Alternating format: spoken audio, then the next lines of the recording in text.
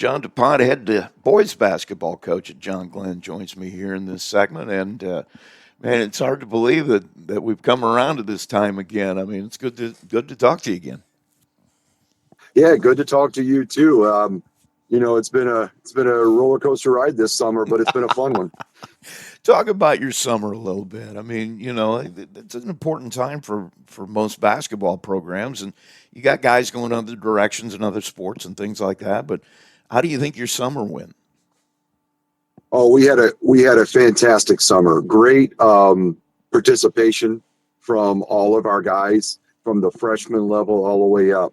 And we played a ton of games in June, and we just really challenged ourselves to play a bunch of games, just trying to continue to get better and build on last year, and just to get guys that maybe not had that varsity time experience last year, some of that varsity speed experience and stuff. And we got a chance to go out to Cedar Point this past summer and spend a few days out there playing basketball and going to the park. Kids loved it, and it was a great team bonding time for us.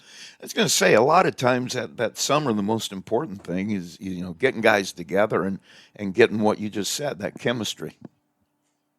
Yeah, and that's been huge for us, and we talk about it all the time about playing for the name on the front of the jersey compared to playing for the name on the back of the jersey. And the kids we have right now have bought in completely to what we're trying to get accomplished. And I'll tell you, it's been fun coaching this group. Well, I'm sure it is. You had a young group last year, but you could tell they like playing the game. They like being there, and that makes it easy to coach them. Yeah, I think every coach comes into the beginning of the season thinking, all right, those first couple of weeks are going to be tough, and it's going to, trying to get them doing what they're supposed to be doing. But man, I find myself at practices at times not having to coach as much as I thought I was going to, because the kids themselves have kind of taken that ownership over, and it's really nice to see. Let's talk about you a little bit. I mean, last year was your first year as a head coach. What did you learn over the course of the year? I mean, about you, about the game. I mean, what was the process for you?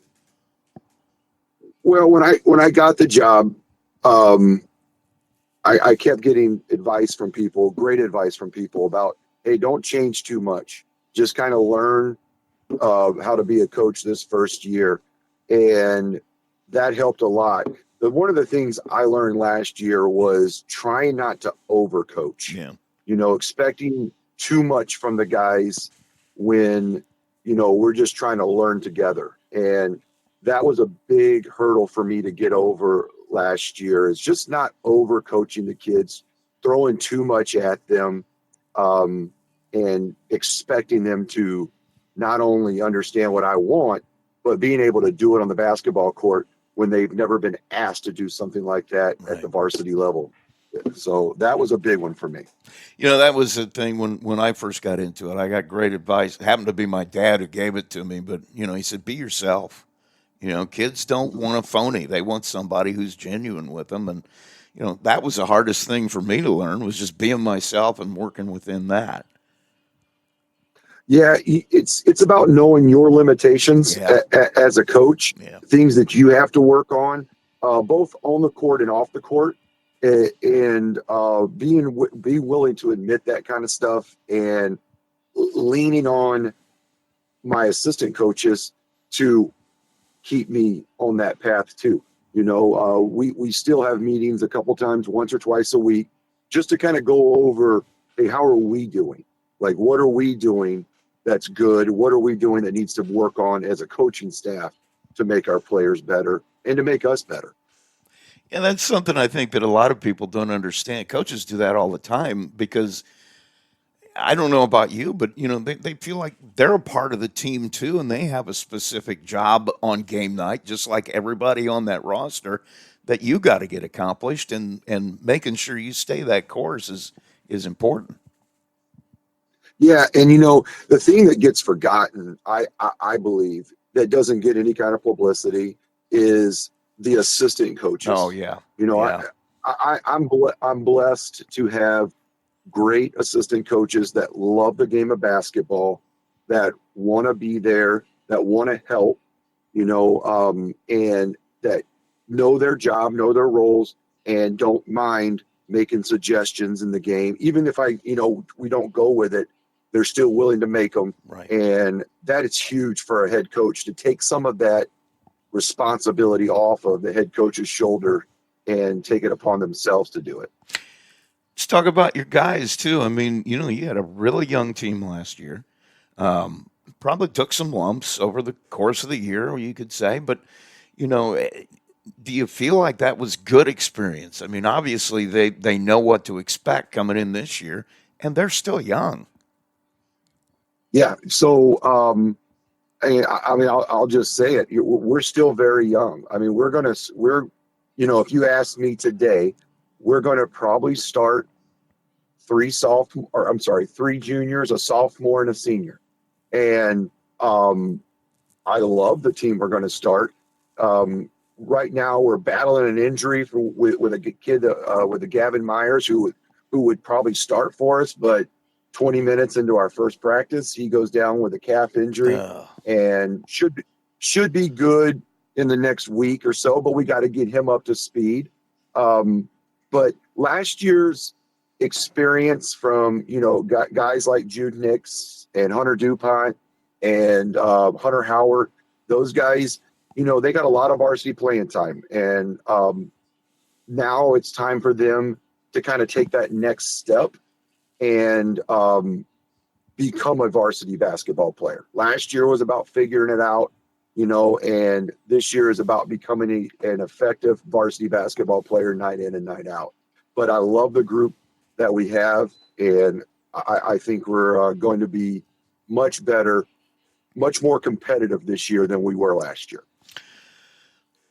right now, how do you feel about where you're at? Are you ahead of the curve, behind the curve? I mean, are you where you wanted to be at this point? I know it's really early. You've had what, a week of practice, but you have some idea Yeah, where. we've had, yeah, yeah, yeah.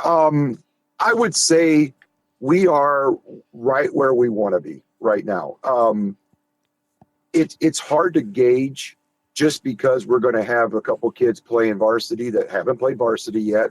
We had a couple kids that we were going to expect to be on the roster that aren't on the roster. So that we're learning some different roles right now. And we continue to tell the boys that struggles are expected, but they don't have to be ongoing for the whole year.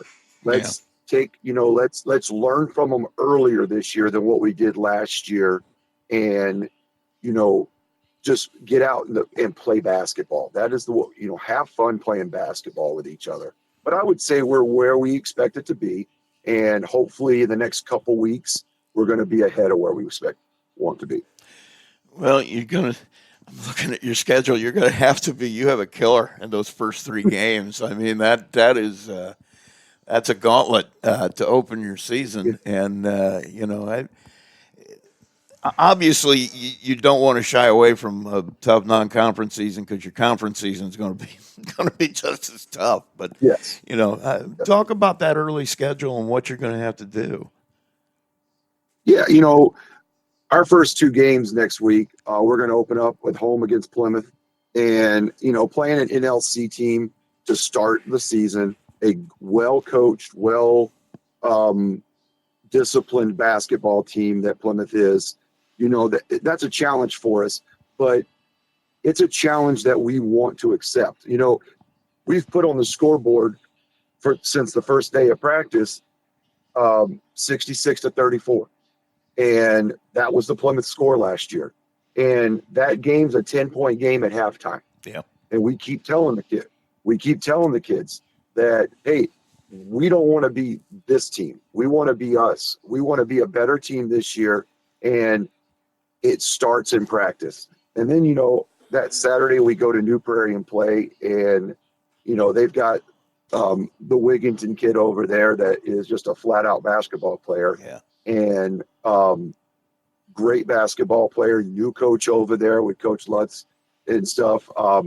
So it's a challenge, but it's a challenge that we're very much looking forward to. And then you come home for LaVille that next week, I Yeah. guess. I mean, once again, that's another team every year. You know what you're going to get. You're going to get solid, and they're not going to beat themselves.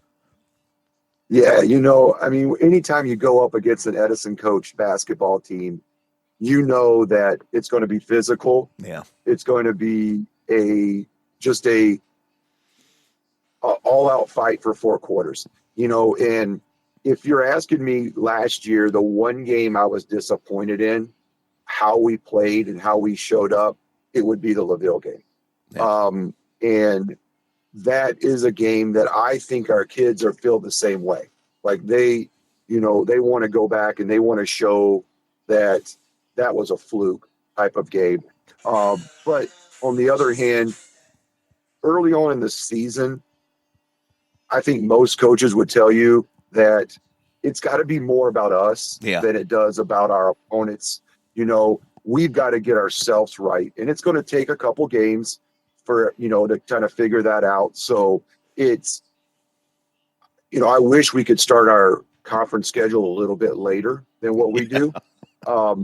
But it is what it is. I mean, look, everyone's got to play that game that, those conference games, those first couple weeks and that's what it is. But, so we're looking forward to it, and we'll give them everything we got. Just as a final question here, I mean, what are you going to consider a successful season? I know that, a lot of coaches, it's not even about wins and losses. It's about other things. I mean, what are you going to say is successful at the end of the year? Yeah, we've been preaching it all off season. Competitive. We want to be competitive this year. Last year we got to the point where we just weren't competitive in a lot of games. They would get away from us early, and we just weren't able to be. We want to be in games in the third and fourth quarter and make those. That's how you learn how to win games. You got to learn how to win games first. And the way you learn how to win games is being in them in the fourth quarter in a 2, 3, 4 possession ball game where a mistake is magnified, but good things are also magnified, and so that would be what I would consider a success this year. It's hard to put wins and losses on a successful season, Right. especially at the high school level. Yeah. You look back at a couple years ago, for us, we had a losing record going into sectionals and we win a sectional, so it's hard to put a number on whether or not what's a good season. But if you ask me at the end of the season and we've been competitive in our games, that's going to be a success for me. Well, man, I want to thank you for taking the time, and we will be there at your opening night as usual. I mean, that's our opening night too for boys basketball. Yeah. You in Plymouth, that's the tradition, and so I'm sure I'll be bugging you next week again, at least a couple of times. Yep, I can't wait, and I'm looking forward to seeing you guys next Wednesday. John DuPont, the head boys basketball coach at Glenn. And this segment, Matt Miller, head boys basketball coach at Bremen, joins me. Man, it's kind of hard to believe we're back at this point of the year. It just seems like yesterday we were talking. Seriously, it's like it's one of those things in the summer. It seems like you get away from it, then it does come back around so fast, and it's all upon you. And all the memories rush back, and you're like, oh man, like no time passed at all. It's kind of weird. Yeah, you're exactly right. It's crazy. Well, you mentioned summer. Let's go there first. I know, anymore that's becoming an essential part of your season is the time you get together with your guys in the summer. How did it go with you guys this summer? Yeah, you're exactly right, because you're basically allowed to, run an entire season now. And there's almost, there's very few rules of what you can and can't do in the summer anymore. So we had a good summer. We had really good buy-in from our older guys, like our top 7 or 8 were really good about being there.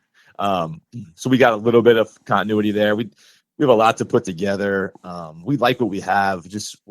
We're not bringing back a ton of playing experience, to be honest with you. So it was good to play. We played, I think, 8 games and got a little bit of flow going there and had good buy-in from what we were doing. So it was a good off-season overall for sure.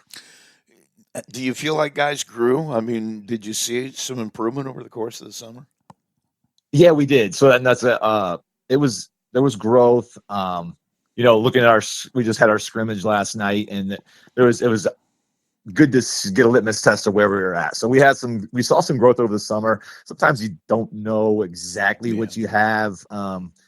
As you're playing a lot against yourself, an open gym and some other things. So it was good to play another opponent last night. And we got some really good, the guys had some good eye-opening moments to see, oh man, this is what this really means. This is the way we really have to approach some of these things.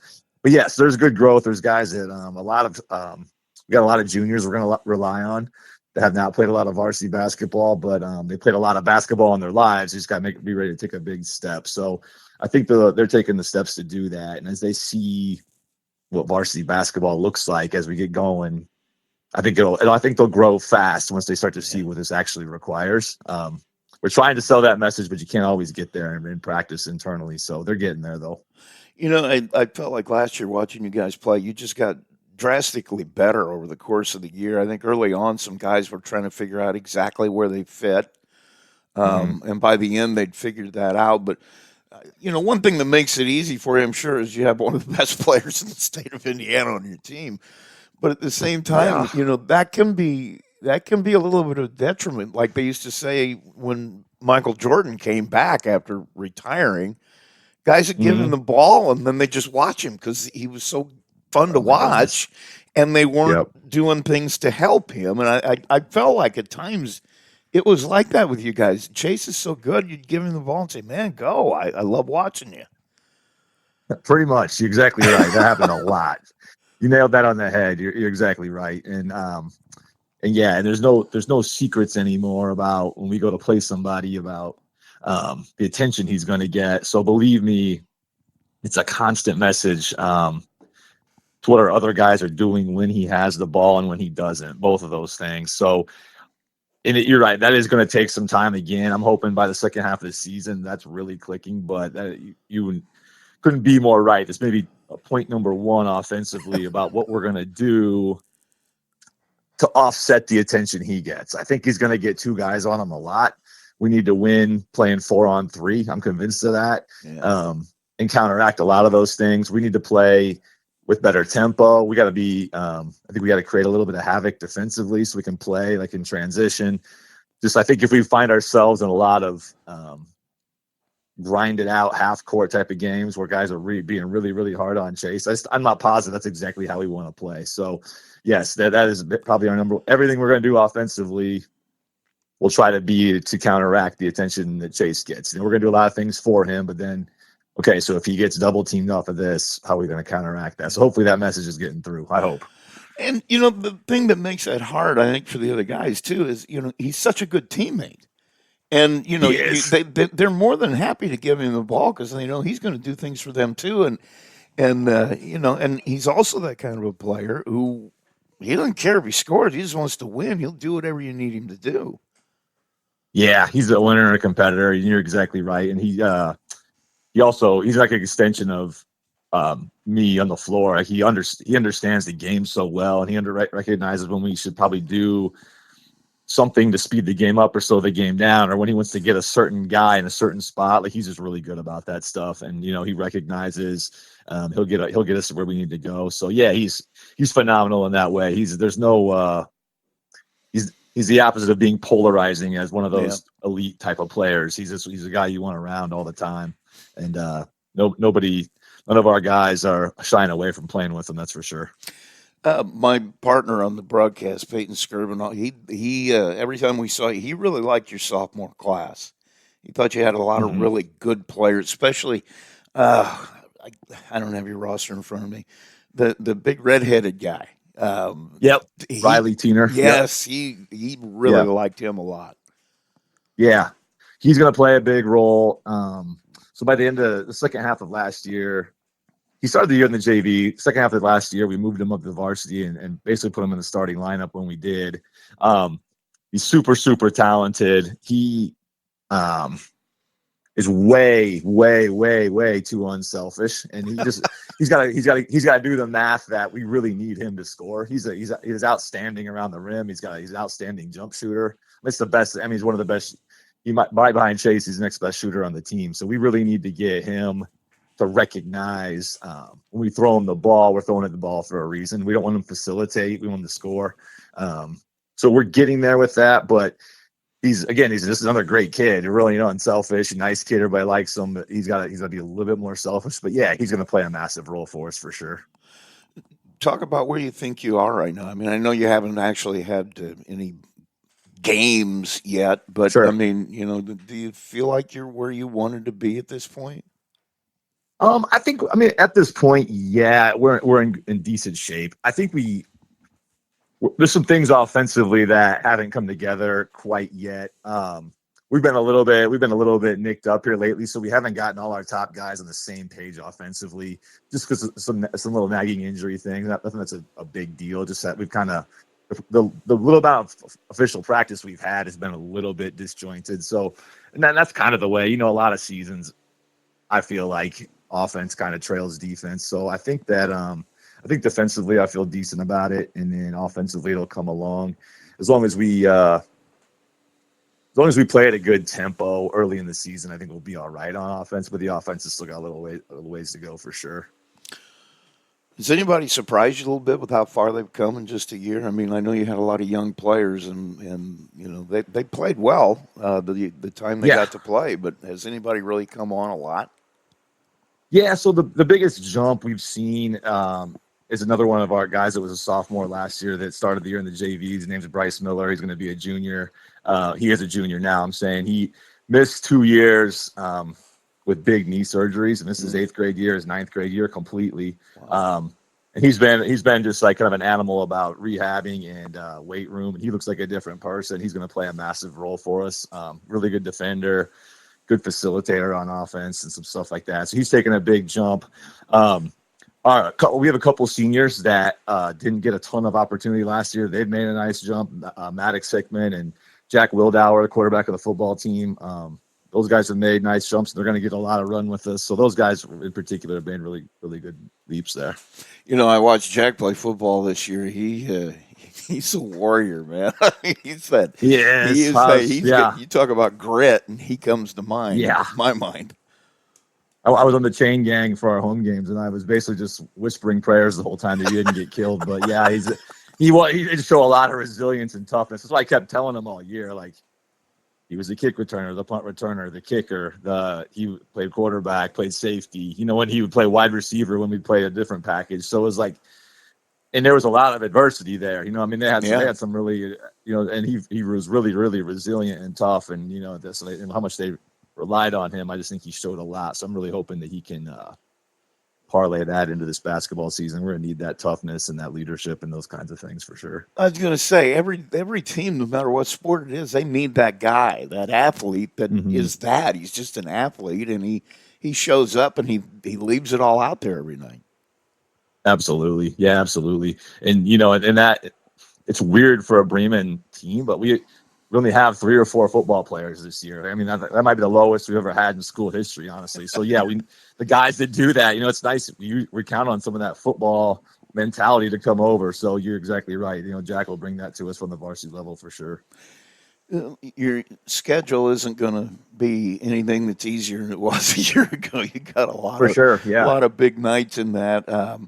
It starts early. You got Plymouth, you got Glenn, you got Rochester. Valley. That's all right up there in that first half.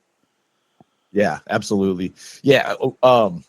Look, kind of trying to project what some of those teams have back. I think it's going to be really, really solid competition for sure. And a lot of good tests just to see where we're at. And those are all the kind of teams that we need to be able to compete with. We need to be able to beat them if we're going to achieve our goals, So if we're going to win the bi-county, if we want to win the sectional, the conference, those are all the teams. Central Noble's in there. Those are the kind of teams that we need to beat. Certainly compete with at a high level, if not win those games in February for us to get what we want. So yeah, I do like the way the schedule's set up a lot in that. Just think there's a lot of really good competition on there. There's a lot of really well-coached teams. I think this should be good. Yeah, I'm looking at, even later in the schedule, you got LaVille and Elkhart and Concord and Triton. My goodness, You got some teams on the back end of that, too. Yeah, there's 2 weeks in February where it's Jimtown, Fairfield, Concord. I'm like, what did I do here exactly? I'm not sure what I was thinking on that one, but that's gonna be a wild stretch for sure. Yes, and in the Jimtown game, I'm hoping that we're in a position where we're playing for the conference championship that night. I think Jimtown's going to be very, very good, and I hope we're in a position where we're playing for a conference title that night. And so, and then Fairfield and Concord are going to be great, tough, all that stuff. So, the second half is certainly packed in there for sure. Got a 4A Elkhart right the week before that. So, it's going to be plenty. Well, man, I want to thank you for taking the time, and as you know, I'll be bugging you all year long from time to time. But thanks for bringing us up to date on you guys, and good luck as you get started here. We will have you. We will have you on Saturday, so I'll see you then, if not before. Oh, awesome, good. We'll see you there, Rusty. I appreciate the coverage. Thank you. All right, man, no problem. That's Matt Miller, the head coach of the Bremen Lions. And in this segment of the Coaches Show, we have Bill Murchie, the head basketball coach at CGA. That's a big win for you guys last night. Yeah, I tell you what, we're starting to kind of figure some things out a little bit. It's rough start to the season. We dropped one to Peru, then we dropped one to Tippy, and and then Norwell. I mean, they're on a different level. So for us, it was about let's figure some things out offensively. Let's figure some things out defensively, and let's just start again learning to play together. Just because we talked in the last time about how we got some fresh faces, right? So just learning to play together. So we were happy, and I'll tell you what, Northwood, they play hard, and they never die, and we got up big, and then they come back, and then we get up again, and it was a fun battle. And they're one of those measuring stick programs in this area too, because like you said, they're always going to fight to the very end, and you're going to get their best effort every night. For sure, and I mean they brought back the Addie Davis girl. She's a nice player. The Markham girl, number 20. She had like 14 points against us last year in JV. We went back and watched film on her at the JV level, and she did it to us again last night. I think she ended up with 12. So they've got some girls that just battle and play really hard. Actually, I'm looking at your scores here too in the schedule, and we talked earlier last time we talked about what a grind this schedule is. Yeah, but I don't know. I got to feel like you feel pretty good coming out of this. You got obviously, like you said, Norwell and Valley, but it looks like you played pretty well. Yeah, I mean, I think we actually held Norwell to the least amount of points that they've scored all year.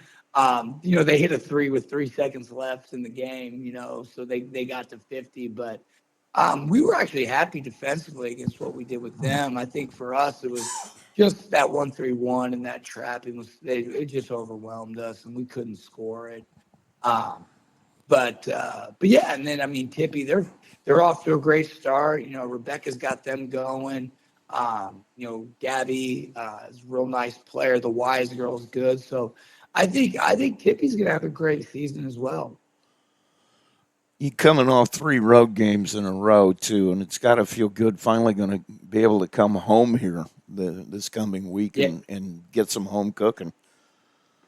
Yeah, we got Fort Wayne South, who on film we've watched a couple games already, and they got a couple sisters that are pretty good players, and they got some really good size. So that'll be a good test for us. I think we're a little banged up. We had one girl get hurt last night, but for us it's about continuing to stay healthy. And then the evening game we got Highland, which is the big rematch from last year's regional. So I'm excited to get that game going as well. Talk about what you've seen. I mean, you probably had in your mind what it was going to look like here at this point in the season. Are you where you wanted to be? Where are you on the curve? Yeah, so I mean, I think we're offensively, even though we really struggled against Norwell, I think offensively we were starting to figure some stuff out. We've scored in the 50s, I think, every game but 2 so far this year. So, in the 5 years I've been in this program, I don't think we've done that at this clip. So, scoring the ball has been good. We're getting a lot of different people scoring it. Lyles had 21 last night. Brum had 12 last night. Mimi Smith had 19 a couple nights ago. The Cresser girl got loose last night. I think she had 8 or 9. So for us, it's really scoring by committee. So offensively, I think we're a little bit farther ahead than we've been historically. And then, I feel like a broken record, but defensively, we got to get better. I mean, even last night, we gave up 36. Like, that's our DA. That's what we want our defensive average to be, 9.25 and 36. But we just felt like, especially they scored 12 in the fourth quarter, we felt like that was a game where we could keep them at about 30. So seeing them get to 36 was a little frustrating for us. I was going to say your defensive average is 34, and you're not happy with it. It's typical coach. I mean, I think most teams would be happy with that 30 to 35 range, and you're in there. But I get it. I know you're looking at different things.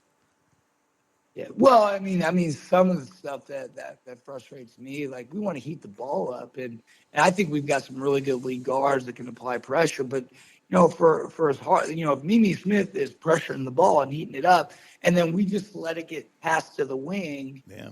like all that hard work is irrelevant right now. We don't want to get up and be crazy and get backdoored on every play, but like let's jump some passing angles. Like let's be athletes. Let's get out. Let's turn defense into offense.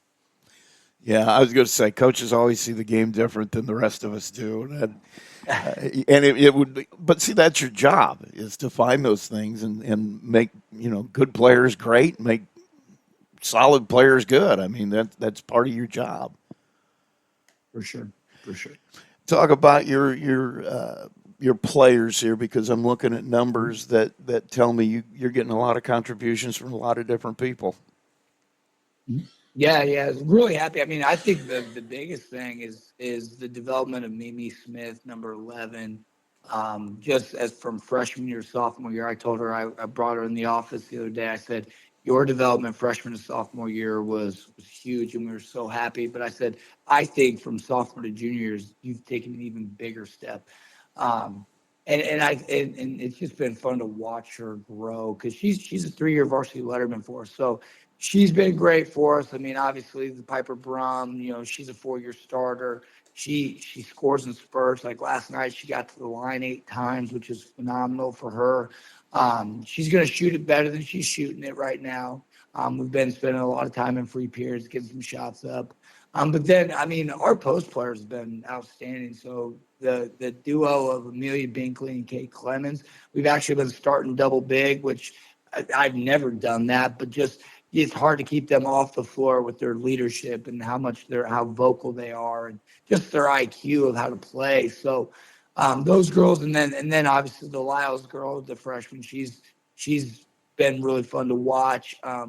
She's only played our last 3 games, so she missed a lot of the games up front. But she had 21 last night, and she just makes us so different because she's such an athlete that she can do a lot of things that most boys can't do. So real excited about her development and where she's going to be by our sectional. I was going to say, I'm looking at her numbers a little bit here. If she missed 3 games and she's still at that point, she's on a tear. That's a nice run right there. Yeah. So we're excited about her, and then the Crusser, the Treberger off the bench. They have developed and they work hard and they have high IQ.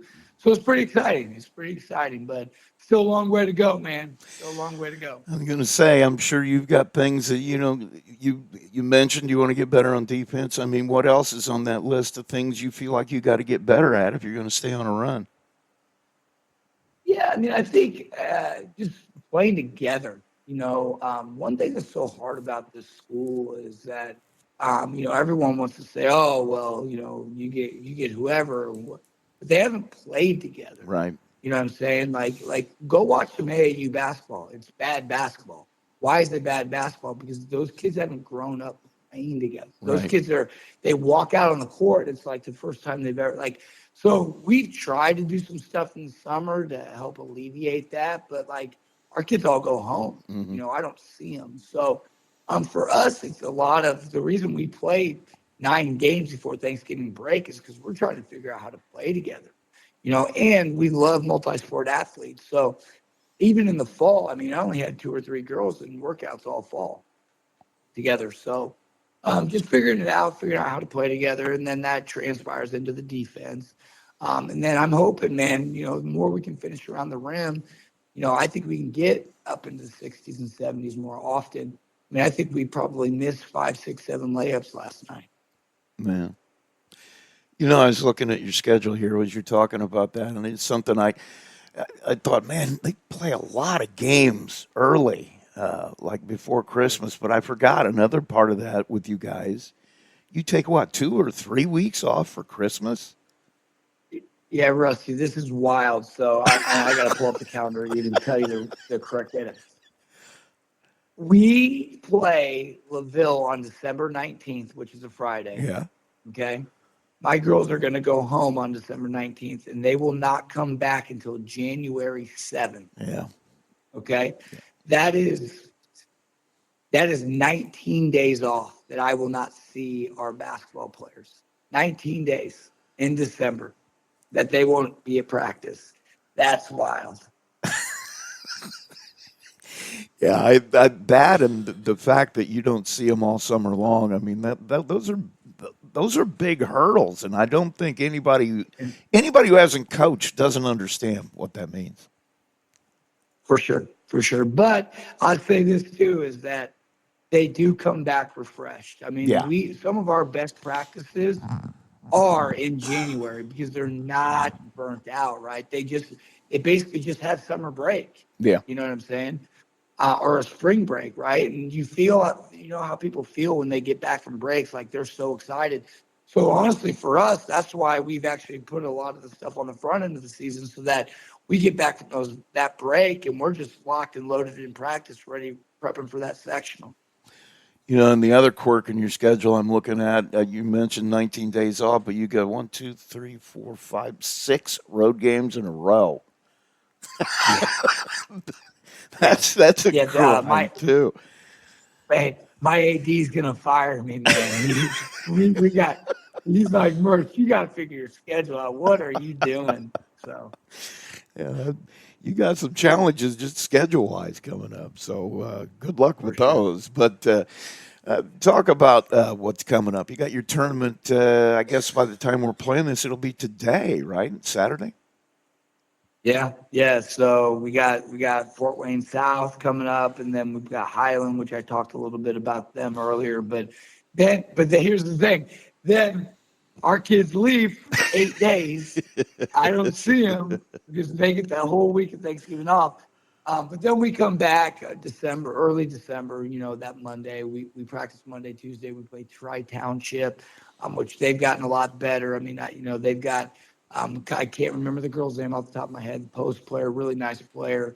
But they got a good team. And then we actually go after that Wednesday. We practice Thursday, Friday, and then we go down to Kokomo. Yeah. And we all, I mean, even though they lost to Lewis Cass the other night, they're going to be athletic. They're going to be physical.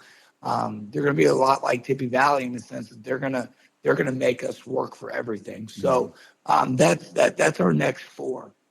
Wow. Well, people want to come out and see you guys play today. You start at what, 10 o'clock? 10 o'clock, yep. So 10 o'clock is our first game, and then we play at 6 o'clock in the evening. So, yeah, I'd love for people to come out and support CGA Hoops.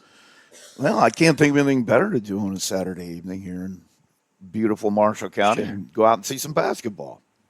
There you go. Well, I get you front row tickets. They're free.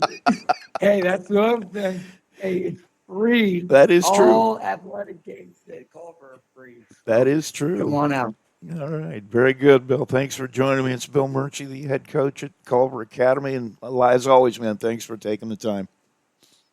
Thank you. Appreciate you. We'll be right back. And I think we finally got the identity right. AJ Neese joins me in the coach's show here on Saturday morning. Man, I'm sorry about that. Your brother was there for so long. We had so many conversations. I don't mean to get you interchanged. Hey, no problem. You're not the first one. You probably won't be the last. Well, if it's any help, everybody calls me Andy after my brother, so I know how that feels. Yeah, we're in the same boat there. I don't know. He was a better ball player than me. That's why they remember him more than me. I don't know about you guys, but I wanted to get you on because you guys are really off to a really red hot start. I mean, 4-2 is that's good. Yeah, we ran into a buzzsaw last night at Elkhart Christian. They're a pretty good ball club. They went to semi-state last year, and they gave us the business last night. And they have a pretty strong program too. I mean, year in year out, you're going to get you're going to get a lot from them. Oh yeah, for sure. They're bringing kids in left and right, and they're doing a good job over there. But your previous schedule is no slouch. I mean, South Central is usually really, really good. You had, got beat by Westville, but right there at the very end of that one, you're off to a good start. Yeah, we're doing good things. There's a couple of things we gotta tweak a little bit, I think, and we're young. That's the funny thing about it is I start 2 juniors, 2 sophomores, and 1 senior. So I was going to say, I remember your roster right. You lost a lot to graduation, so you have done well to get the younger kids back in here now. yep, yeah. Getting led by Ashlyn Barron, she's a sophomore, and Ava McEwen is another sophomore that's leading us. They're trying to flip the script for us, trying to make it a young girls team, and try and run and get out and play as fast as possible. I was just going to talk about that. I mean, does your philosophy differ any from what your brother's was? I imagine you're probably trying to do pretty much the same things he did. Yeah, we've done this a long time together. This is the first year I haven't coached with him in, I think, 10 or 12 years. Yeah. But we got the same mind. You know, we're only a year and 11 months apart, so we think the same way. We do the same stuff. We just got little tricks up our sleeves that identifies it as our own, you know. How did you feel about where you're at? I mean, obviously you had a good off season. You came in playing really well to start the year. How do you feel about where you're at? We feel pretty good. We thought we would have performed a little bit better last night, but you know how it is. You take an hour and a half road trip and then sit there and watch a JV game and don't play until 7:30, 8 o'clock. You know, it's hard on those girls that are used to a tradition. You know, they get a warm up, they do this, they do that, they do all this other stuff, and when you throw that off, it kind of throws a wrench into it. You know. But we played a very good Westville team the other night, and we were right there.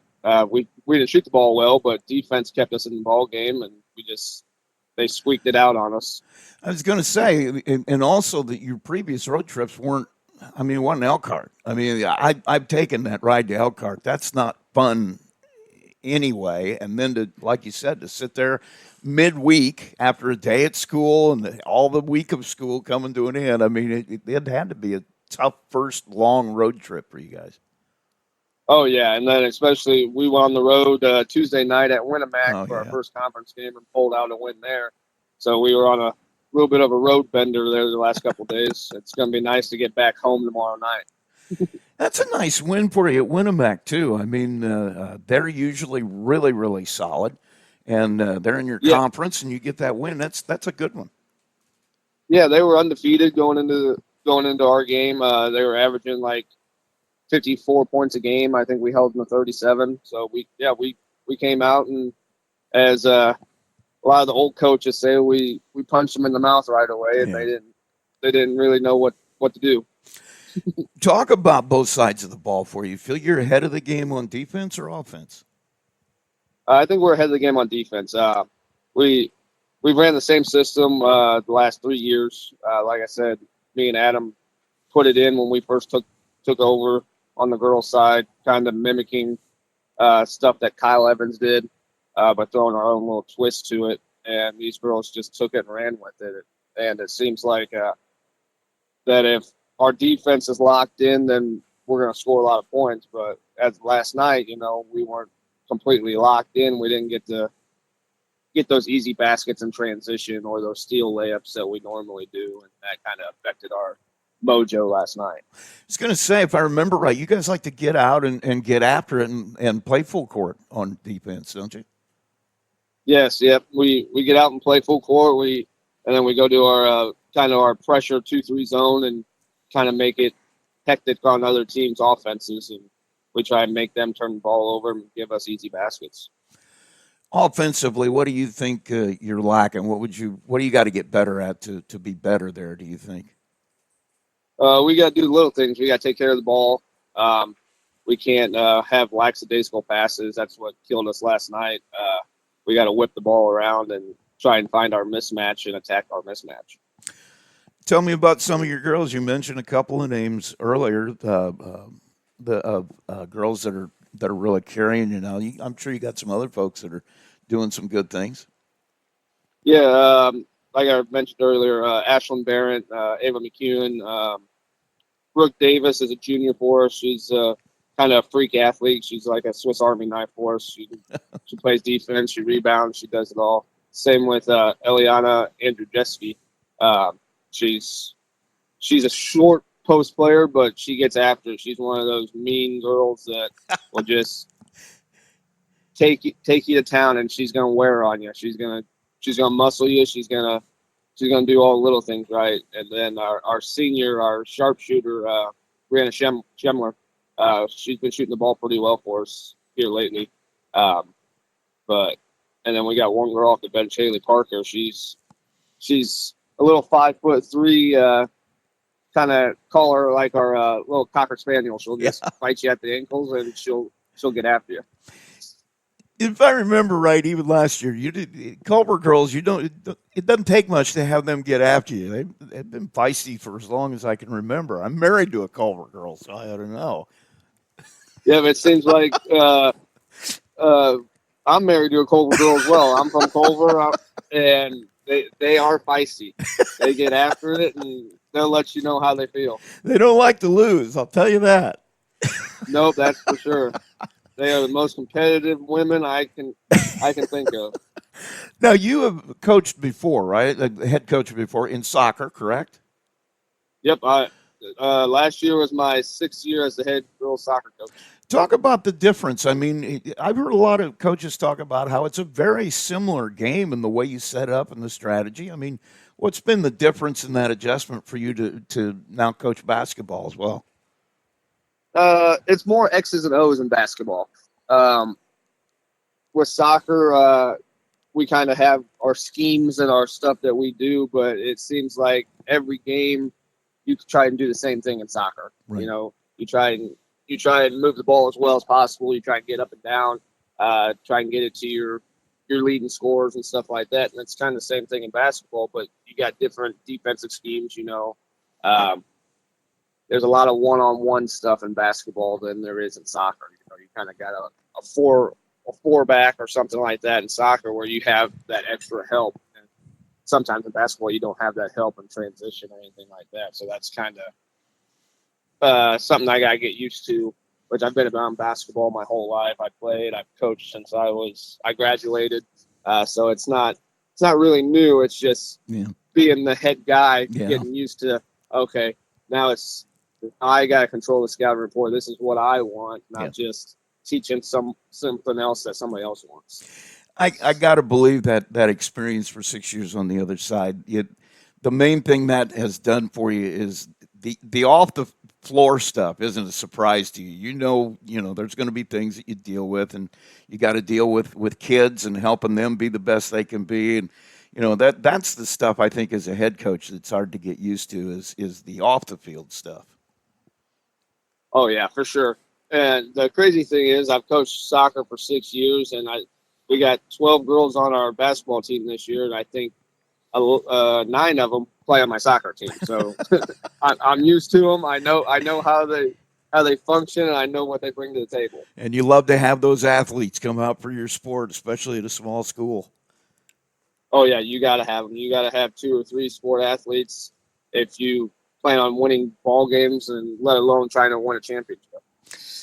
You got a big one Saturday. Well, by the time we play this, you're getting ready to play Pioneer tonight, and then we're going to have your game with Argus, the Bell game on. I think that's Tuesday.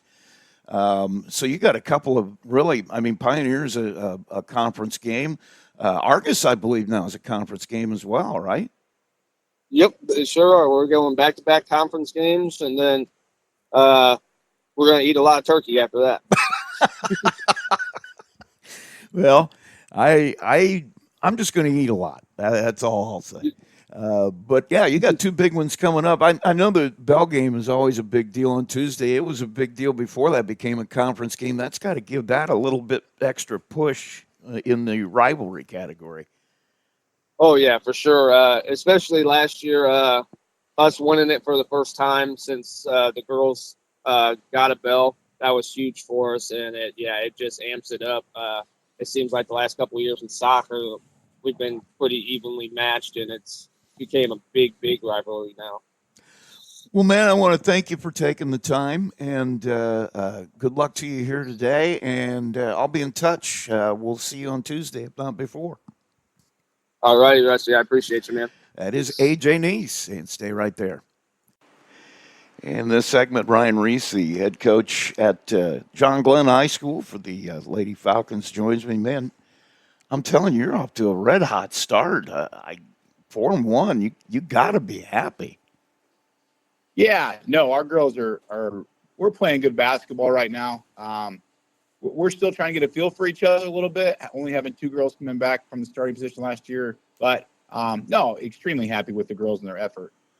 The only blip is that Bremen game. I saw them play the other night, and I don't know how many teams are going to deal with all three of those guards together. They play so well.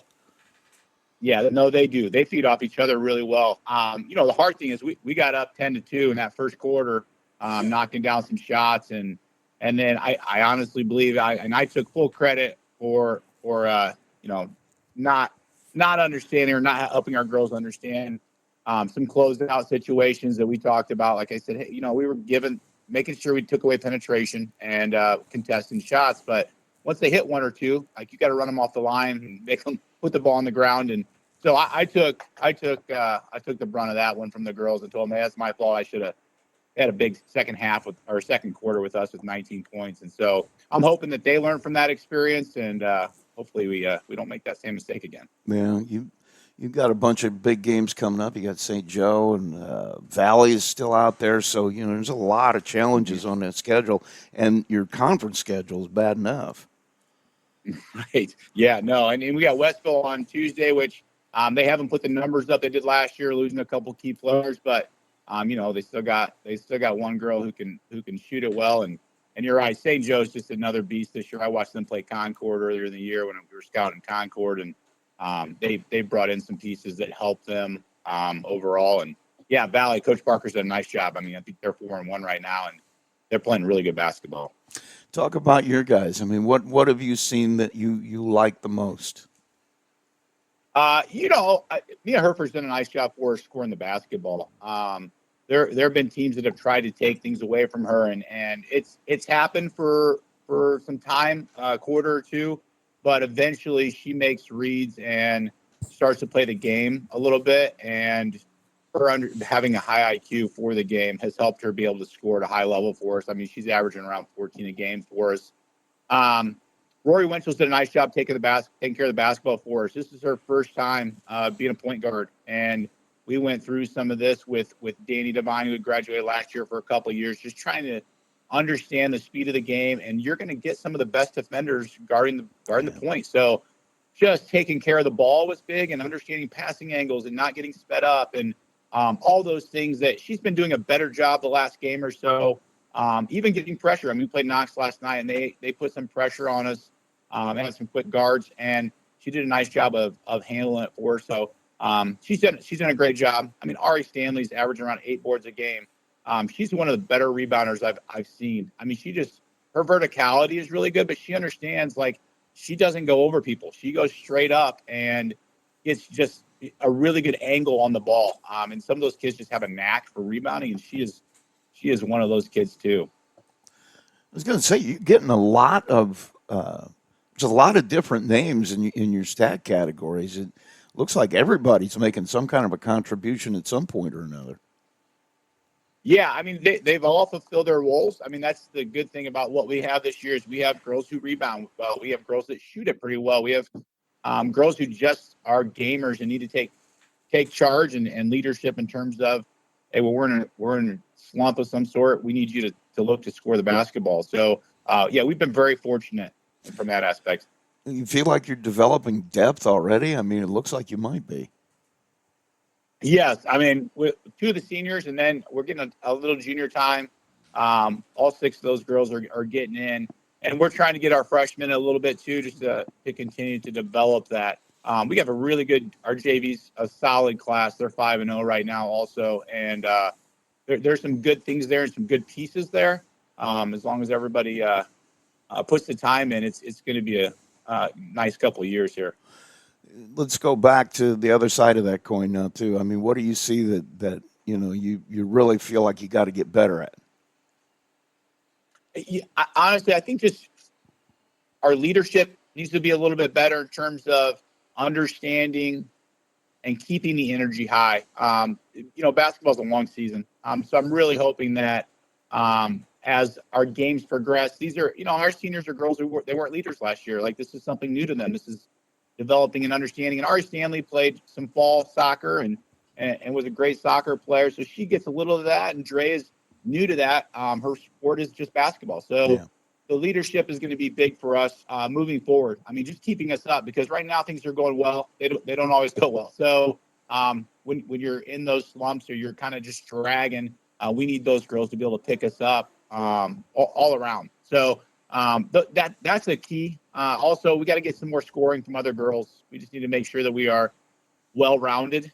It's really hard to guard 4 girls that can score. It's a little easier to guard 1 or 2. So we just need to get a little bit more rounded in terms of our scoring. I was going to say, you got to be happy with your defense. I mean, I don't know if you feel I'm not going to put words in your mouth. Maybe you feel they're pretty equal, but they're averaging 30 a game given up. And every night, I mean, you guys seem to bring the defense. I mean, that completes that cliche that's true.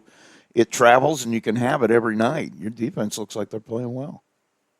Yeah, no, I appreciate you commenting on that because that's the one thing that we really emphasize a ton is just making sure that if we can hold teams, we've got a chance. I mean, Freeman's been blowing our bit out of the water, and we still held them to 41. So we feel pretty good about that. I really think that's attributed to the girls' just hard work. I mean, we talked about. I mean, you have to have some IQ playing defense, but also it just takes just working hard. I mean, just work hard, know where you're supposed to be in position wise. And they've done a really good job of buying into that for the last few years. Overall, I mean, what do you think? Where do you think you're at? Are you ahead of where you hope to be at this point? Or are you behind? I mean, how do you feel about overall where you're at? You know what? I think that we're a touch ahead of where we thought we would be. So I'm happy with where we're at. But also, we talk every day about, being happy with where you're at, be humble where you're at, but don't be satisfied either. We've got some games coming up on our schedule, like you mentioned. Westville, I mean, that's a 50-50 game for us. Like, we've got to play well. And if we play well, I feel good about it because our defense is strong. St. Joe's going to be a rough one for us. I mean, they are a solid team. And like you said, Tippy Valley, they're good. We played them this summer too. It was a close game. We were working on a few things too, and they are a quality team. So this next month is going to be, or 3 weeks is going to be big for us. Yeah, and then because after the Christmas break, you're into it heavy. I mean, I'm looking at some of these names. You got LaPorte and Northwood and Triton and Marquette Catholic, and then of course the Bi-County comes in there too. So you got a grind coming up. Yeah, I know, absolutely. I mean, Northwood always puts a good team on the floor, and we've struggled with them the last couple of years. And Triton beating Plymouth last night, you don't know what you're going to get. So playing them, just have no clue. LaVille always, Coach Amore does a great job, and yeah, Marquette's a different beast. So you're right. Well, man, I want to thank you for taking the time, spending some time with us. Good luck to you, and I'll pester you again here down the road, and we'll catch up. Yes, sir. Thank you, Rusty. I appreciate it. It's Ryan Reese, head coach at John Glenn, and stay there. Michaela Shalio, the head coach of the Plymouth Lady Pilgrims, joins me here, and last night was a tough one, but I'm Mr. Brightside. I think I saw something in your girls last night that is going to pay dividends as you go down the road. I mean, something clicked last night in that second half in my mind, just judging from body language and the way that went down at the end. You're right, Rusty. I'm proud of our girls for their continued fight. They've definitely picked it up in the second half, and that's one thing that I addressed in the locker room. Like, what changed? And it was just the mentality I didn't want to lose. Well, we need to start our games like that. You're not going to win a ball game when you only choose to play half of a game. So I don't know. It's just a change of mentality that we have to have, and that starts in practice, being ready to go first drill of the day. It shouldn't take reps to warm us up mentally to be prepared to play. Right. Early on, it was the turnovers. That's something you've been talking about with me all year long. Actually, it's something that everybody talks to me about all the time. But they were able to take advantage of that early on, I think, and it got them just enough of a cushion. Sure, and Triton is more of an experienced team with juniors and seniors on the roster, and then one sophomore. So, yeah, we're young, and that's the thing. We have to be able to learn from our mistakes. These girls need to understand mistakes are fine, but make a different mistake next time. We got to be able to learn from it, and not make the same mistake. Oftentimes, recently, that's been coming out of our press break. I just, like I said, there was just a switch in that second half, and a little more urgency, I think, was the thing I was noticing. I mean, as you went down the stretch there after that early part, actually even from the beginning, the third quarter, it just looked like a different team in a lot of ways. Well, and yeah, I've been thinking maybe that's something that we have to do in practice just to kind of motivate them. Any drill that we start out with, they start down. So that way they have that mentality, okay, I got to play catch up. I have to take care of the basketball. I have to apply defensive pressure. So they understand that each possession is equally as important. But, I think, too, Brooklyn Scruggs just provides this energy that the others on the court, feel that presence and, rise up with her. So her not playing in the first quarter just because we had her playing two quarters of JV hurt us. That was the quarter where we struggled offensively, we struggled defensively, and that spark from Brooklyn Scruggs, everyone else feels that. I got to say, I thought Ella Davis gave you a lot of good minutes, especially in that fourth quarter. I agree, too. Another freshman. Davis is strong. She's coachable. She wants to learn and do better for her team. I'm proud of these girls for fighting and wanting more, wanting to be better. Was a very, very physical game. I mean, it's been a long time since I've seen a game that physical. I mean, every loose ball had multiple bodies on the floor after it. Every time somebody went in the paint, they were, for want of a better word, hit. I mean, on both sides. I mean, it was two teams just slugging it out for that whole night. Marshall County foe, right? You're gonna have that anytime Plymouth plays Triton. Plus, anytime a small school, gets the opportunity to play a big school, they're gonna bring it. And I think there were some missed calls that kind of hurt us, and some poor calls that kind of hurt us. But at the end of the day, we need to control what we can control, and we can't come out flat. You found a way to deal with Avery Veers as the game went on, too. I mean, she had a really big first half. And then you found something in that third quarter. She started missing shots and having a lot more trouble in the paint. I thought Peyton did a nice job in that half on her, too. And then when Ella came in, did the same thing. I mean, you found a way to stop, arguably their best player, but, I mean, somebody that was hurting you early on in the game. Yeah, and that's, we emphasize at the start of the game, before the game and in scout, that we cannot let Veers or Holly touch it on the post, whether that be high post or low post, and we are to front them. And we didn't execute that in the first half. So that was a huge emphasis in the locker room at halftime. And I think we did a better job of that. Still in our 13, they got some high post touches that made things easy for them along the perimeter. So some things that we got to correct as far as defensive rotations and positioning, and making some touches difficult for some girls, because for us, we'll never be able to play on the back of a post player inside. We just don't have size to be able to do that. We got to make catches difficult and force, perimeter players to make lob passes over the top and trust that we'll have backside rotation. Sarah Hawley, I thought, did some damage to you too, and her numbers were not, in the stellar region, but she was giving you problems with her ability to get the ball into spots where they needed it to score points.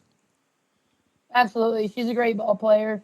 And going into the game, she was really our primary focus. And I thought she did great things for them in the second half, especially when Veers, got hurt late in the game. But that's part of playing as a team. She understood that Veers was kind of taking over, and she took a step back. Veers understood that we were focusing on Holly, and, she stepped up. You had some people, so I thought Lydia had a great second half for you. You mentioned Scruggs already. I had her for 5 points in the game. They were all in that last, 2 or 3 minutes. Yep. Just really had a great run for you, too. But both of them down the stretch were really doing nice things for you. Yeah, they were a great dynamic duo at the top of our zone and just reading and reacting together, moving well, which helped us get some, transition looks. And when we're in the half-court offense, after we've got some transition buckets, our offense feels a lot more confident.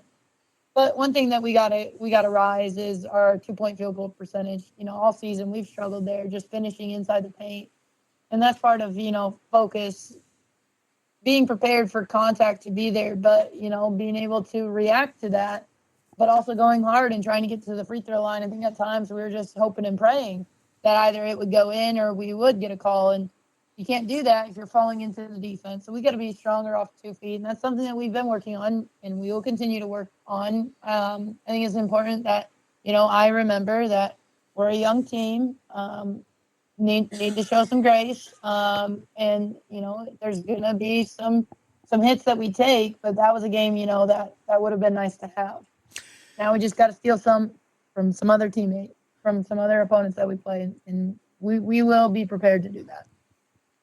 Chloe Horton is obviously the number one on anybody's scouting report. That's no news to anybody, but they have found a way, Bremen and Triton both, to kind of take away her scoring. She did a lot of things for you away from the ball last night, but she's just not getting any good looks. Anytime she gets the ball, she's not in a place where it's really a good place to shoot it. Yep. I thought she made some good reads curling off of some double screens that she was getting because they were playing so tight with her. So we just got to let her know, hey, teams are going – they're going to watch those films, Bremen and Triton, and they're going to realize, how to play her. So we got to get her confident scoring in the paint, and opponent then can respect that. And, hopefully shots from the perimeter will be a little bit easier for her. But I'm going to spend some time this weekend looking at some different things, to get her open along the 3-point line, because we definitely need to get her going. She does do so many things for you, though. I mean, once again, down the stretch, key steals, key defensive plays, rebounds. I mean, it's not like she takes a play off because she's not scoring. She's giving you other things. I agree to that. I have the stats pulled up right now, and while she struggled offensively, she had 6 blocks, 7 rebounds, 6 steals, 4 deflections. So she's contributing in areas where, the ball may not be going in the bucket for her, but she's doing things that her teammates need her to do, which is what I'm proud of her. Yeah. Well, you don't have any easy things coming up either. I mean, conference schedule starts here pretty soon. You got Valley coming up. You got a killer schedule the rest of the way here, all the way through the end of the year. We do. December's always a really rough month for us, as far as, our opponents go. So we got to be ready to go. We got to go harder at each other at practice. So that way the pressure in games becomes a whole lot easier. We got one more opportunity Tuesday before Thanksgiving break. We travel to Logansport, so hopefully we can, get one on the road, and then be ready to go. Watch a whole lot of film on Valley over the break, and then be ready to go stepping back on the court Monday. Well, the one good thing about December this year, though, is it's home December year. Usually, some of them, though, you got 6 or 7 in a row on the road, and that is Yep. hard. Brutal for sure. So I'm glad we're at home, but that just means January we're on the road. That's all right. It's the way it goes. You need, I don't know. We just got to have the mentality that, regardless of where we're at, we're going to go out there from the jump, give our best effort, be the toughest team on the court. And that's just the mentality that we got to get to. Hopefully showing them the film, from our Triton game, we'll get them to understand things that we're pointing out as far as non-negotiables go, communicating, sprinting on both ends of the floor, screening bodies hard, making quick decisions, taking care of the basketball. Hopefully they'll see that. And we can make some quick adjustments. Coach, thanks for taking the time as always, and we'll be in touch. We'll talk to you again soon. Yep. Appreciate you, Rusty, as always. Kayla Shalio, the head coach for the Plymouth Lady Pilgrims. Dylan Shoemaker, the head wrestling coach at Bremen, joins me here on this segment of the Coaches Show. I was just telling you off the air, I saw that you guys have started your season. Your girls are off to a good start, so it's probably a good time to talk a little wrestling. And, why don't we start with your girls? I believe your sister is the main force on that team, isn't she? Yes. Yep. Yep. She's our only senior, so she's kind of crowned the other girls. Talk about them a little bit. I mean, they had a pretty nice meet up at Penn. Yeah. So I know our first two meets, we've only had 2 girls at each time, and we have a total of 3 girls, but only 2 of them competed. One was the first week was due to not having enough practices in, and then the other one had prior arrangements with the school activity. So, Sure. But my sister Mackenzie, she's doing well. She lost to her first week. She lost to the number 2 ranked girl from Western, and then turned around at Penn and beat some of the ranked girls at 145. She's doing well. Mackenzie Scott, she wrestled week 1 at Whitco.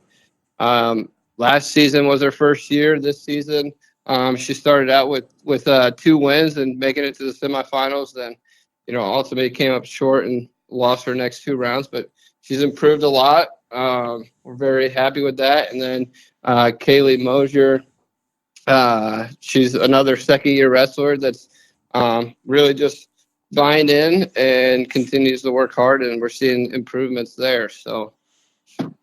Talk about building that program a little bit too, because it's probably something a lot of girls don't think about until they're exposed to it. I know some girls, they really take to that. How has it been trying to, I don't want to say it, but work the hallways and say, hey, you ought to be working out with us? Here at Bremen, it's hard. I know. Our girls basketball team, Coach Robinson, man, he knows how to coach the girls in basketball, and a lot of our females in the high school tend to go that way. Like you said, finding girls in the hallway, we try. I try to get them, hey, just come to a couple practices and, then decide. Yeah.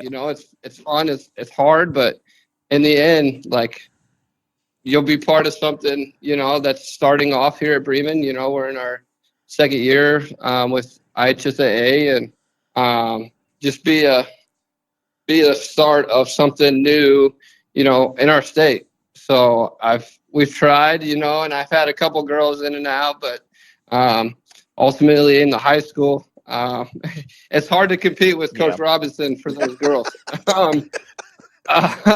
I know I got a couple girls in middle school that are taking interest in it.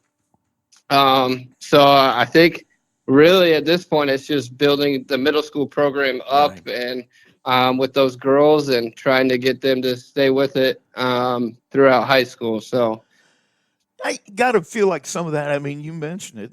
You're not a big school, and you know a lot of the athletes play basketball because of the success that program's had over the years. I got to feel like, you know, as you keep going and your girls are more successful, that's going to attract more girls.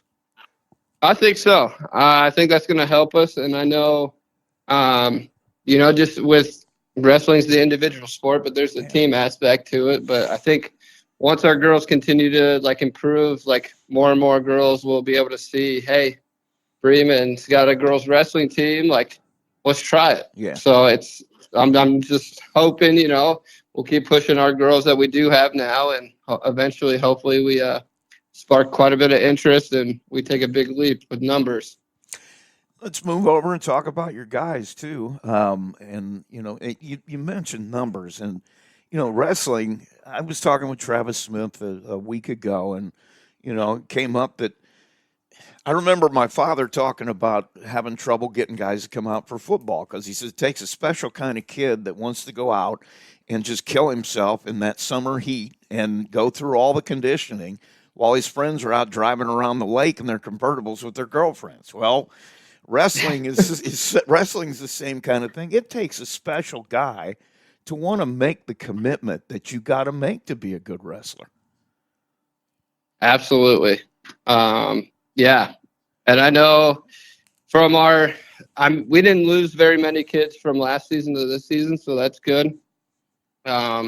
We picked up a couple more from, the football team this year.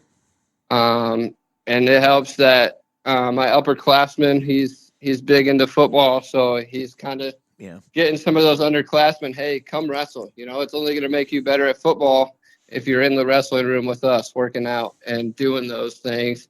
And I know football coaches were pushing their kids, if they don't do a winter sport, to get in the wrestling room and work out with us. So I know numbers wise, it's still trying to find those people that are willing to, leave it all out there and work their tails off.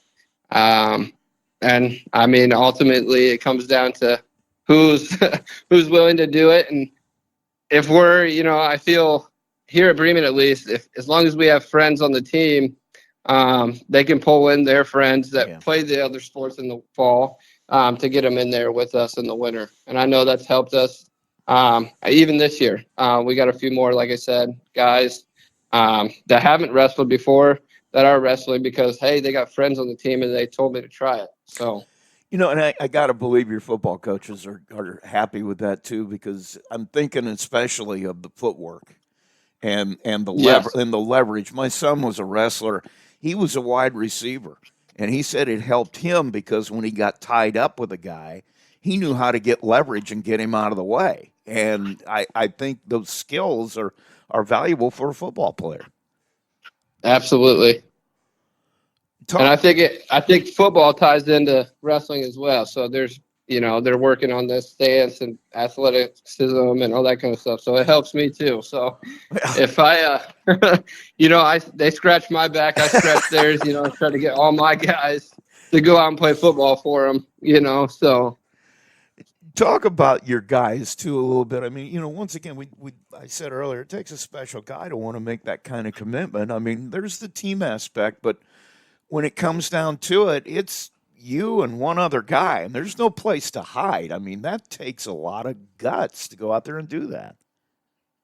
Yes. And I know from our team currently, like I said, we lost one kid last year, so they all know. Most of my team knows, hey, it's a growing season, and it takes a lot of guts, like you said. And we talk about that every day at practice. Let's make sure we're all giving it everything we got and holding each other accountable, and making sure we're not just skipping practices or because something comes up, but really being at practice and practicing harder than it is, going harder at practice than what it would be like in a match, So when we get out there as a match, hey, that was easy, practice was harder than that, Yeah. So Yeah. we're really trying to change those guys' attitudes towards competing, and it's really trying to keep working and getting better every day. Talk about some of your guys back that I'm sure you got some guys you have high expectations for. Who are those guys? So we got 3 guys that made it to semi-state last year. That's Logan Frederickson, Colin Moats, and Nicholas Slusher. 2 of them played football. They were successful, in that. And then one is a year-round wrestler. He just doesn't stop training. Yeah. So, which is nice. But those guys made it to semi-state last year. Nick was a freshman last year, so coming in as a sophomore, he's itching to continue to leap and make it to that state level. And Colin is a returning junior. He made it to semi-state this past season, and he's continued to do the same. We want to ultimately, in the end, we want to be on the podium at state, and he knows that goal. And the nice thing is, him and Nick are practice partners, so they keep pushing each other to their limits. And then we got Logan Frederickson. Last year was his first year at semi-state as well. He's a senior, and he's moving up a weight class. I think he could have moved up a weight class last year and been pretty well suited. I mean, he is a man child. I mean, I saw him during football, and I was like, whoa. From last season to this season, he's kind of matured a little bit, put on a little bit more muscle, and he's going to take that leap up to heavyweight from 215. And I'm excited to see what he has to do. And I think he's ready to get back to at least semi-state. I think he could go farther. We're just going to keep pushing there. And then I got a couple guys that made it to regionals. And then, that we met the Mishawaka Penn guys at regionals. Yeah. So they had a tough draw there, but I think they're ready to get back at it. And when season comes down to it, I think we'll be ready to go.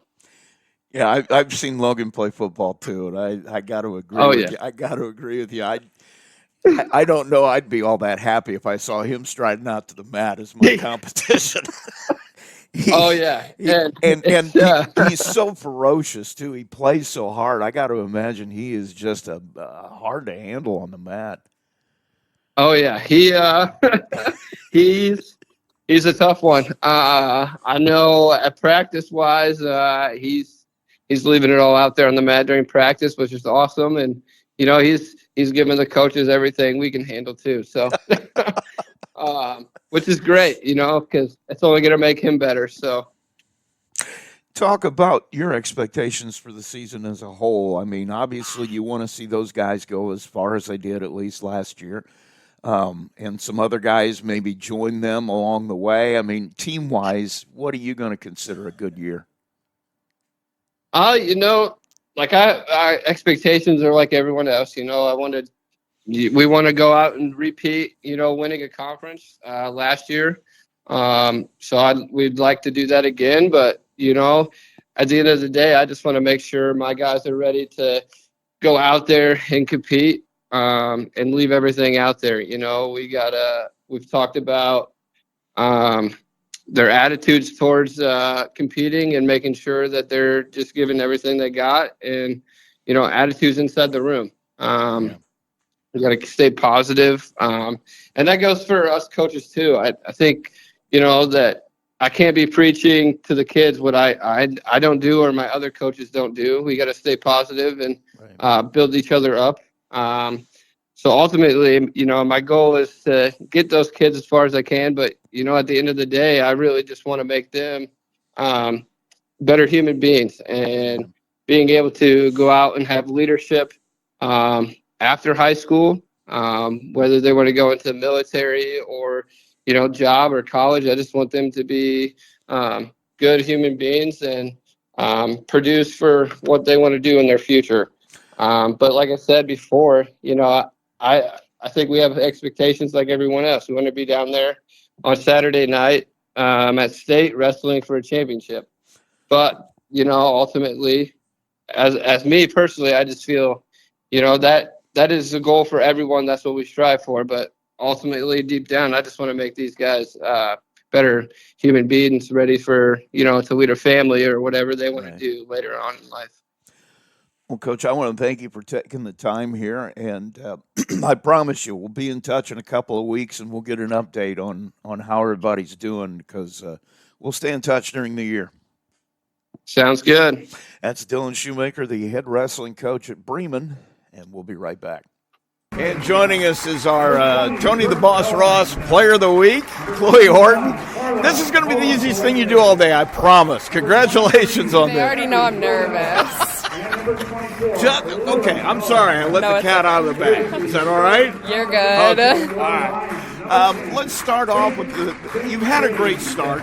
Obviously, you're only a sophomore. Yeah. I got to feel like some of that has to do with the fact that you got a lot of playing time last year and you got used to that game speed. Yeah, I've always played up. Like when I was younger, I would play with either the grade above or above that. So I've got experience with older girls, so that's just what I've been used to.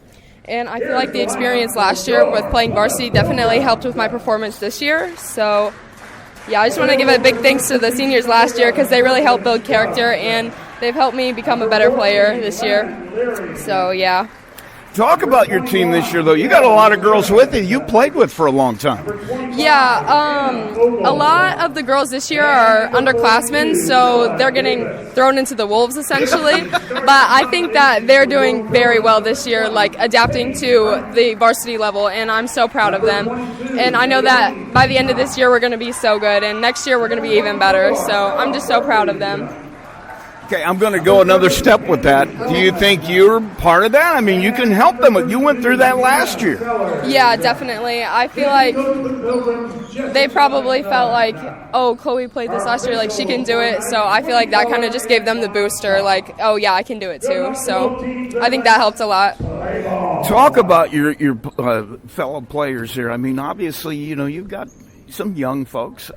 Do you feel like you're getting better in the way you thought you were going to? Oh, absolutely. I feel like the people coming up have definitely helped our starting five. We have a freshman playing our starting five, and she's done an awesome job with her role.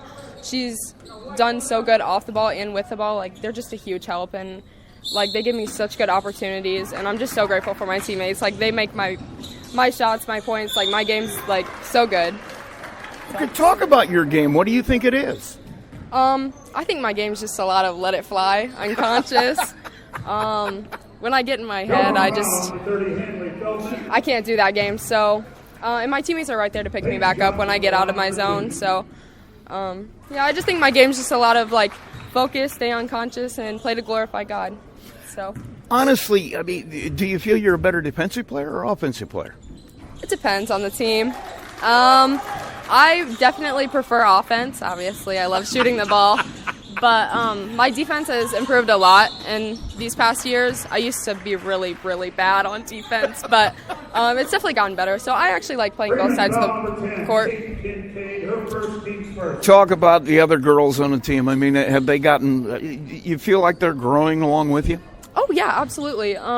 We have great chemistry this year, too, which helps. And we have a lot of players stepping into that leadership role this year. And I think that's helped a lot with keeping me and my other teammates accountable, for doing our jobs, in our roles as players. So I just think that our chemistry is really good, which also helps, build, a good culture for our program. I was going to say chemistry means everything, doesn't it? Yep, absolutely. Without that, we're a blob of nothing. Talk about yourself a little bit. I know this is the hardest part. I mean, you got brothers and sisters and mom and dad. Give us their names. My mom's name is Amber Bragg, and I actually have two dads, Anthony Bragg and Greg Horton. And they have been so supportive through my basketball career. I'm so grateful for them, and they've kept me humble. They haven't given me too much glory. So, and I'm just so grateful for that, and I wouldn't be here without them. What do you like in school? I mean, do you have a favorite class? Lunch. I love lunch. Okay, well, that makes two of us. I love lunch as well. No, but other than that, I love math class. You like math. Yeah, I love math. Why? I don't know. Numbers have just come easy to me. I just love it. And I can't read or write, so. Well, I can read and write, but I can't do math, so I don't understand you math people. I don't understand you either. I'm sorry. I can't read or write. It's terrible. That's okay. Nobody understands me. That's perfectly fine. I mean, you're only a sophomore. Have you thought about what you want to do and you go on? Yeah, so for the longest time, I wanted to be a surgeon, but I realized that takes a lot of school, so I've kind of just bumped it down to a nurse practitioner, doctor, that area, but I know I want to stay in the medical field, so. I was going to say, you can start nurse practitioner. I mean, you can't go all the way up. Yeah, I think that's what I'm going to do. I'm going to take the CTE program this year and go from there. But yeah, that's my plan, nurse practitioner. What's the CT program? It's like a nursing program. The first year gets you like anatomy, and then the second year, like you go into the hospital and do stuff. So I think that will be good. You'll get to see what you really want to do live and up close. Yeah. Yep. But yeah, I'm excited. Have you thought about a school yet? I mean, obviously you got a long time, but is there any place you would be like a dream school? I kind of wanted to keep it kind of private, like a Christian college maybe. I just want to keep my faith with God good and, I don't know, just stay close to Him and have a good environment for that. And I was thinking maybe Grace or Huntington North. They've both got really good medical programs, so. I was going to say, Bethel, I went there. They have a nursing program that's pretty good, too. Really? Maybe I'll keep that in option. I don't know. I don't want to be, I'm just kind of giving promotion for the old school. Yeah. No, I get you. Chloe Horton is our Player of the Week. Congratulations. Thank you so much. Oh, I was going to say thank you to everybody who's been supporting me throughout this season. I really appreciate it. That is Chloe, and we'll be right back.